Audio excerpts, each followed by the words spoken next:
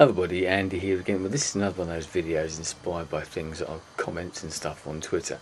I put up the other day that I happened to be listening to the album Band on the Run by Wings from way back about 1972, 73, that sort of time.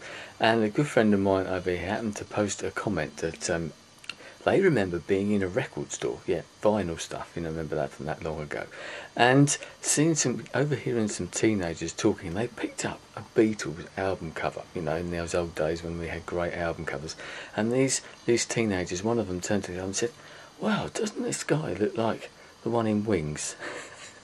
Thinking, and to me, you're thinking, what? That's Paul McCartney, and you're thinking he's the guy in Wings. That's what you remember him for, and it's and something else that I read yesterday about how now my sort of age group, we're the sort of last generation that sort of grew up before the age of the internet, and the internet's only sort of 15, 20 years old or something like that, and I really think that the world very shortly is going to be known as sort of pre-internet and post-internet, and what that brings. Things happen so quickly now. Obviously the internet and that type of things happen, this computerized age, things are so much quicker, but the way that people's perceptions change, and that sort of snapshot there of what, even back in the 1970s, that the Beatles could be forgotten more or less, or unknown to certain teenagers, only a matter of a few years past, if you see what I mean.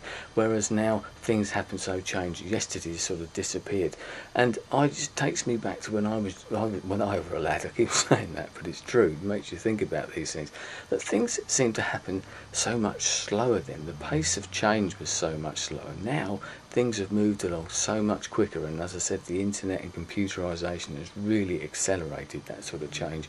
But years ago things tended to happen much more slowly, and I know that's the way that the world goes, but we're going to be divided now into sort of, as I said, that sort of pre-internet age and that post-internet age, and I think a lot of people in that respect are going to get left behind, because people of my age, or even people that are older now, if you don't embrace these new technologies, you really are going to be left behind, because the new people that are coming along, those teenagers, anyone like my daughter who's now 16, she hasn't really known anything apart from an internet computerized age, and you see the way that the kids are nowadays with computers at school. My wife, who's a bit of a technophobe, a computer phobe, is not interested in that type of thing at all, the internet or anything like that. But that's absolutely fine, but she finds at work, she's starting to find it hard, and the kids know exactly what they're doing, and it's a sort of a running joke that she's not very good on the computers. But joking aside, that is the sort of thing that's really going to stop some people. She'll be all right. She's the right age, if you see what I mean, to be able to get over that hurdle at the moment. But it's only going to be a matter of a few years. I really believe only a few years. Whereas if you're not computer literate, you are really going to be left behind. And I know a lot of older or elderly people are very worried about that. Once again, it may not affect them too much, because obviously they won't be here for that much longer, and there's no real nice way of putting that, is there? So that's not quite so bad, but there is that sort of divide is going to come. There's the question about a digital divide because of people not having access to broadband or computerization or something like that. That's something that needs to be done. But if you haven't got it, people are going to be left behind. There's, other people are saying that the internet now has become a necessity.